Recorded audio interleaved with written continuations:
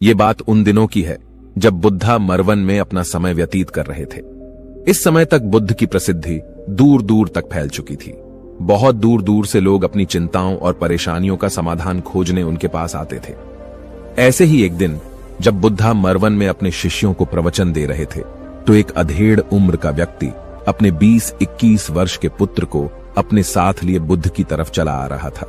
जब वे प्रवचन स्थल के पास पहुंच गए तो एक नजर बुद्ध ने उन पर डाली और इशारे से बैठने के लिए कहा। जब प्रवचन समाप्त हो गया और सभी लोग वहां से चले गए तो बुद्ध ने उस व्यक्ति को अपने पास बुलाया और बैठने के लिए कहा। वहां चारों तरफ हरियाली छाई हुई थी। मौसम बहुत सुहाना था और तरह तरह के पक्षियों की आवाजें गूंज रही थीं। ऐसा नजारा देखकर उस व्यक्ति को अंदर से असीम शांति महसूस हो रही थी। इसके बाद बुद्ध ने उस व्यक्ति से आने का कारण पूछा तो इस पर व्यक्ति ने कहा, हे तथागत, मैं 2 दिन की लंबी यात्रा करके अपने पुत्र को आपसे मिलवाने लाया हूं।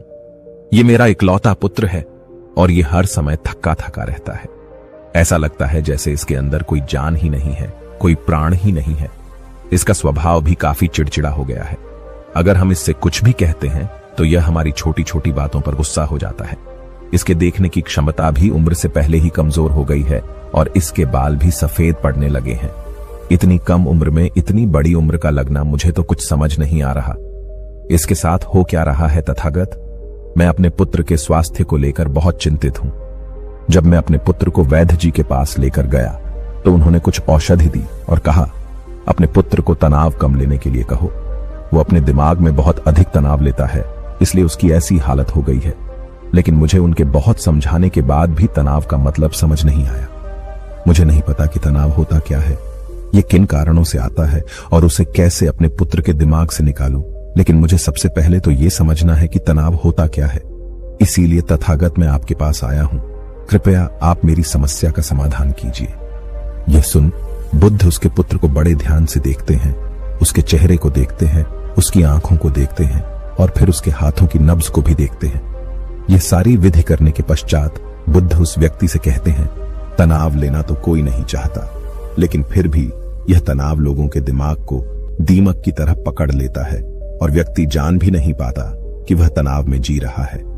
लेकिन अगर व्यक्ति तनाव के कारणों को अच्छे से समझ लेता है और तनाव के बारे में कोई ऐसा पैमाना बना लेता है जिससे वह जान सके कि वह कितने तनाव में है, तो वह इस समस्या का समाधान भी खोज सकता है।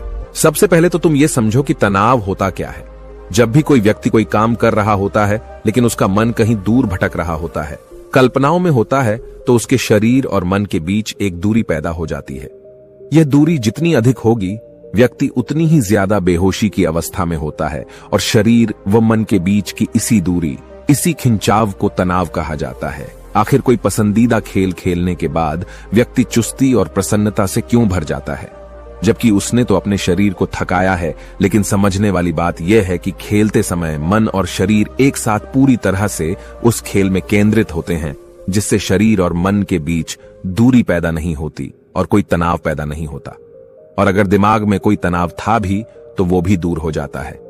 लेकिन इसके विपरीत जब हम कोई ऐसा काम करते हैं जो हमें पसंद नहीं है, तो हमारा शरीर तो उस काम को कर रहा होता है, लेकिन हमारा मन कहीं दूर कल्पनाओं में भटक रहा होता है, जिससे शरीर और मन के बीच एक दूरी पैदा हो जाती है और तनाव जन्म ले लेता है। इसीलिए व्यक्ति को एक समय पर सिर्फ एक ही काम करना चाहिए और अपने तन और मन की सारी शक्ति उसी एक काम पर लगा देनी चाहिए, जिससे व्यक्ति के अंदर तनाव पैदा ही ना हो। इसके बाद बुद्ध ने कहा, तनाव पैदा होने के मुख्य 8 कारण होते हैं और जिसने इन कारणों को समझ लिया वो जीवन भर तनाव मुक्त रह सकता है। मुख्य कारणों में सबसे पहला कारण है अति महत्वाकांक्षी होना। महत्वाकांक्षी होना अच्छी बात है, लेकिन क्या कभी आपने इस बात पर ध्यान दिया है कि इंसान के लक्ष्य कभी पूरे ही नहीं होते? उसका एक लक्ष्य पूरा हुआ नहीं कि वह दूसरे की तरफ भागने लगता है, दूसरा पूरा हुआ तो तीसरे की तरफ, और इस तरीके से वो अपने लक्ष्यों को पाने के लिए जिंदगी भर गोल गोल घूमता रहता है। इसीलिए जो व्यक्ति अति महत्वाकांक्षी होता है, जिसने बड़े बड़े लक्ष्य बनाए होते हैं, वह वर्तमान में कभी रह ही नहीं पाता। उसका मन सदैव भविष्य की योजनाएं बनाने में ही व्यस्त रहता है। उसका शरीर तो वर्तमान में रहता है, लेकिन उसका मन भविष्य में ही लगा रहता है, जिससे मन और शरीर के बीच दूरी पैदा हो जाती है और वह तनाव भरी जिंदगी जीने लगता है। बुद्ध के मुंह से यह बात सुन उस लड़के ने कहा, हे बुद्ध, तो फिर इसका मतलब है कि हमें लक्ष्य नहीं बनाने चाहिए, क्योंकि लक्ष्य बनाना भी तो महत्वाकांक्षा ही है। इस पर बुद्ध ने कहा, जीवन में लक्ष्य बनाना कोई गलत बात नहीं है, लेकिन समस्या तब उत्पन्न होती है जब वो अपना पूरा ध्यान उस लक्ष्य से मिलने वाले परिणाम पर ही लगा देते हैं और उसके परिणाम की चिंता करते रहते हैं। व्यक्ति को वर्तमान में जीना आना चाहिए। आप लक्ष्य बनाइए और उस लक्ष्य की प्राप्ति के लिए कड़ी मेहनत करिए, लेकिन साथ ही साथ आपको इस बात का भी ज्ञान होना चाहिए कि आप अभी वर्तमान में जी रहे हैं और वर्तमान ही सत्य है। बुद्ध ने आगे कहा, तनाव का दूसरा सबसे बड़ा कारण है ईर्ष्या। जब व्यक्ति ईर्ष्या और जलन से भर जाता है तो उसका मन अंदर से सड़ने लगता है। ईर्ष्या एक आंतरिक घाव है। व्यक्ति के शरीर का घाव तो भर सकता है, लेकिन आंतरिक घाव यानी मन का घाव कभी नहीं भर सकता। इसीलिए व्यक्ति को दूसरे की खुशी और तरक्की से कभी ईर्ष्या नहीं करनी चाहिए, क्योंकि यह तनाव का कारण है। इसके बाद बुद्ध ने तनाव का अगला कारण बताते हुए कहा कि नापसंद काम करने से भी मन में तनाव पैदा होता है। जो काम करना हमें पसंद ही नहीं है, जिस काम में हमारी रुचि ही नहीं है, उस काम में हमारा मन लग ही नहीं पाएगा। हमारा शरीर तो वहीं बैठा रहेगा, लेकिन हमारा मन कल्पनाओं की उड़ान भरेगा, जिससे शरीर और मन के बीच दूरी पैदा हो जाती है और व्यक्ति तनावग्रस्त हो जाता है। इसीलिए इंसान को हमेशा अपनी रुचि के अनुसार ही कार्य करना चाहिए। अगर व्यक्ति ने यह पता कर लिया कि उसे कौन सा काम करना पसंद है और वो उसी काम को अपने जीवन का लक्ष्य बना लेता है, तो फिर वो काम उसके लिए काम नहीं बल्कि खेल बन जाता है। फिर बुद्ध ने कहा, तनाव का चौथा कारण होता है किसी दूसरे से अपेक्षाएं रखना। बुद्ध ने उस व्यक्ति की ओर इशारा करते हुए कहा, एक पिता होने के नाते तुम्हारी अपने पुत्र से बहुत सी अपेक्षाएं होंगी कि तुम्हारा पुत्र एक बहुत ही कामयाब इंसान बने, तुम्हारा नाम रोशन करे, जैसा तुम चाहते हो उस तरह का जीवन जिए, तुम्हारी हर बात माने।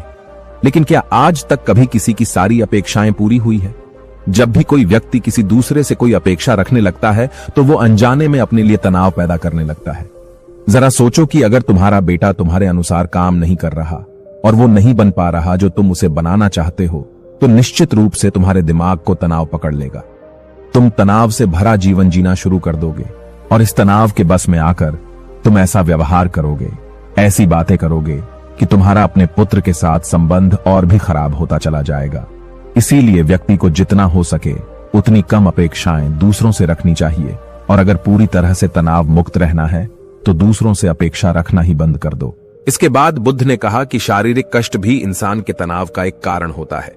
जब व्यक्ति किसी शारीरिक पीड़ा से गुजर रहा होता है तो उसका पूरा ध्यान बस अपने उस शारीरिक दर्द पर होता है और वो पूरे दिन बस उसी के बारे में सोचता रहता है, जिससे उसका मन दुख के विचारों से भर जाता है और ऐसी स्थिति में व्यक्ति तनावग्रस्त रहने लगता है। यह सुन उस व्यक्ति ने कहा कि हे बुद्ध, शारीरिक दुख तो किसी भी व्यक्ति को हो सकता है, तो फिर क्या व्यक्ति जीवन भर तनाव में ही जिएगा? इसका जवाब देते हुए बुद्ध ने कहा कि इंसान को यह बात समझनी चाहिए कि हमारा जीवन दुखों का आधार है। जैसे जैसे हमारा जीवन आगे बढ़ता है, इसमें दुख आते हैं, बीमारियां आती हैं और फिर अंत में मृत्यु भी आती है। तो बीमारियां इंसान के जीवन का अभिन्न अंग है, कोई इनसे बच नहीं सकता। बस किसी के जीवन में यह समय से पहले आ जाती है तो किसी के बाद में, पर आती सबको है। जब इंसान का मन इस बात को अच्छे से समझ लेगा तो फिर वह अपनी बीमारी के बारे में सोच सोचकर ज्यादा तनाव नहीं लेगा, क्योंकि यह हमारे जीवन का अभिन्न हिस्सा है और इसके लिए व्यक्ति को शारीरिक रूप से भी अभ्यास करते रहना चाहिए। अपने जीवन में व्यायाम और स्वस्थ जीवन शैली को भी जगह देनी चाहिए ताकि उसका शरीर लंबे समय तक निरोगी रहकर सही से काम कर सके। तनाव का अगला कारण होता है अपनी योजनाओं को समझने के लिए समय न देना। कुछ लोगों के दिमाग में कोई विचार आया नहीं है कि वो बिना सोचे समझे उस पर काम करना शुरू कर देते हैं, और जब उस काम में उन्हें असफलता मिलती है तो वह तनाव से भर जाते हैं, क्योंकि उन्होंने उस काम को शुरू करने से पहले उसके बारे में पूरी जानकारी इकट्ठा नहीं की थी। इंसान को कोई भी काम शुरू करने से पहले उसके अच्छे और बुरे परिणामों के बारे में ठीक से सोच विचार कर लेना चाहिए। इंसान को इस बारे में भी सोच लेना चाहिए कि अगर ये योजना सफल नहीं हुई तो फिर इसके बाद मैं क्या करूंगा। इसलिए व्यक्ति को अपनी योजनाओं को ठीक से समझने के लिए पूरा समय देना चाहिए, ताकि बाद में उस योजना की वजह से तनाव पैदा ना हो। तनाव का सातवां सबसे बड़ा कारण होता है टाल मटोल करना, आज के काम को कल पर टालना। आप लोगों ने यह कहावत तो सुनी होगी कि आलस्य इंसान के शरीर का सबसे बड़ा शत्रु है। इंसान आलस्य की वजह से आज के काम को कल के लिए टाल देता है और फिर काम को टालना उसकी आदत बन जाती है। काम को कल पर टालने वाले व्यक्ति का काम कभी भी समय पर पूरा नहीं हो पाता, और अगर किसी तरह से पूरा हो भी जाता है तो वह उतना अच्छा नहीं हो पाता जितना अच्छा उसे किया जा सकता था, और फिर यह बात व्यक्ति के अंदर तनाव पैदा करती है। लेकिन काम को टालना या काम को एकदम अंत समय पर करना एक आदत है, इसीलिए व्यक्ति ना चाहते हुए भी बार बार अपनी इस आदत का शिकार बन जाता है और काम को टालता रहता है, और फिर जब काम की समय सीमा पास आ जाती है तो वह तनाव से भरकर काम को पूरा करने का प्रयास करता है। इसीलिए तनाव मुक्त रहने के लिए व्यक्ति को काम को टालने की आदत छोड़नी पड़ेगी, और यह तभी संभव है जब व्यक्ति काम को समय से पहले खत्म करने का निश्चय करे। सबसे आखिरी और सबसे प्रमुख कारण जो तनाव का होता है वो है ज्यादा सोचना। लगातार सोचते रहना भी एक बीमारी है, और यह उस व्यक्ति में सबसे ज्यादा पाई जाती है जो केवल कल्पनाएं करता है, जो अतीत की घटनाओं और भविष्य की बातों के बारे में सोचता रहता है, जो बेवजह के अनुमान लगाता रहता है। इसीलिए व्यक्ति को ज्यादा सोचने की आदत पर लगाम लगाना चाहिए। इसके लिए जितना हो सके खुद को काम में व्यस्त रखना चाहिए, और हर दिन ध्यान का अभ्यास करने को अपने जीवन का हिस्सा बना लेना चाहिए। दोस्तों, यदि आपको यह वीडियो पसंद आ रहा है तो कृपया हमारी इस वीडियो को लाइक जरूर कर दें, क्योंकि आपके एक लाइक से ऐसी ही वीडियोस और बनाने के लिए हमारा प्रोत्साहन बहुत बढ़ जाता है। बुद्ध के मुंह से यह सारी बातें सुनकर उस व्यक्ति ने हाथ जोड़कर कहा, हे बुद्ध, मेरा पुत्र तो अभी मात्र 20 वर्ष का ही है, और इसमें अभी इतनी समझ भी नहीं है कि यह आपकी बताई सारी बातों का एक साथ पालन कर सकें। आप कृपया करके तनाव मुक्त रहने का कोई आसान सा तरीका बता दें, जिससे मेरा बेटा उसका अनुसरण भी कर सके और तनाव मुक्त भी रह सके। उस व्यक्ति की यह प्रार्थना सुन बुद्ध ने कुछ सोचते हुए जवाब दिया, अगर तुम इतनी सारी बातों का पालन नहीं कर सकते तो इसके लिए एक बहुत ही आसान विधि है। तुम एक बार में एक काम को करने पर ध्यान लगाओ। जिस समय जो काम कर रहे हो उस समय पर सिर्फ उसी काम को करो, सिर्फ उस पर ही अपना पूरा ध्यान लगाओ, और अगर तुम्हारा मन इधर उधर भटक जाता है तो जैसे ही तुम्हें याद आए फिर से वापस अपने मन को उसी काम में लगा दो। यह सबसे आसान और अच्छा तरीका है तनाव मुक्त रहने का। जब तुम भोजन करो तो उस समय सिर्फ भोजन ही करो, उसके पूरे स्वाद का आनंद लो, उसे अनुभव करो। जब चलो तो अपना पूरा ध्यान सिर्फ चलने पर लगा दो। इससे तुम्हारा मन और तुम्हारा शरीर दोनों एक जगह पर केंद्रित रहेंगे। दोनों के बीच दूरी पैदा नहीं होगी, जो कि तनाव का मुख्य कारण होती है। दोस्तों, आज की युवा पीढ़ी एक ही समय पर 2-2, 3-3 काम करने की आदी हो चुकी है, जैसे फोन पर बात करते हुए गाड़ी चलाना, खाना खाते हुए टीवी देखना या फोन चलाना, और फिर इनकी शिकायत रहती है कि मैं तनाव में जी रहा हूं, मेरा मन अशांत रहता है, मैं चिड़चिड़ा सा हो गया हूं।